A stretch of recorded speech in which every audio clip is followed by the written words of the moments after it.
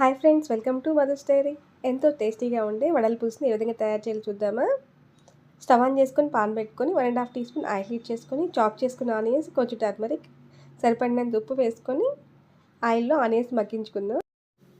వెరైటీగా తినాలనుకున్నప్పుడు ఇలా ట్రై చేయండి. మన ఇంట్లో వేసుకున్న వడలు వేసుకుంటాగా ఆ వడలని యూస్ చేసుకోవచ్చు, లేదా షాప్ నుంచి కొనుక్కొచ్చుకునే వడలైనా యూస్ చేసుకొని ఇలాగా పులుసు పెట్టుకోవచ్చు. ఆనియన్స్ మగ్గిపోయాయి. 1.5 స్పూన్ అల్లం వెల్లుల్లి పేస్ట్ వేసుకొని పచ్చివాసన పోయిందాక వేయించుకొని చాప్ చేసుకుని 2 టమాటాలు కూడా వేసుకొని మెత్తగా కుక్ అయిందాక మగ్గించుకుందాం. ఆనియన్స్, టమాటాస్ కుక్ అయిపోయినాయి. సరిపడిన రెడ్ చిల్లీ పౌడర్ వేసుకొని 2 మినిట్స్ ఇలా ఫ్రై చేసుకొని నిమ్మకాయ సైతం చింతపండు నానబెట్టుకున్నాను, ఆ జ్యూస్ని కూడా యాడ్ చేసుకొని ఇంకొంచెం వాటర్ యాడ్ చేసుకుందాం. మన దగ్గర వడలు ఉన్నాయి కదా, ఆ వడలను కూడా ఈ పులుసులో వేసేసుకొని కర్రీ దగ్గర పడిందా కుక్ చేసుకుందాం. కర్రీ దగ్గర పడిచ్చి కొరియాండర్ చల్లుకొని సర్వ్ చేసుకోవడం. ఎంతో టేస్టీగా ఉండే వడల పులుసు రెడీ.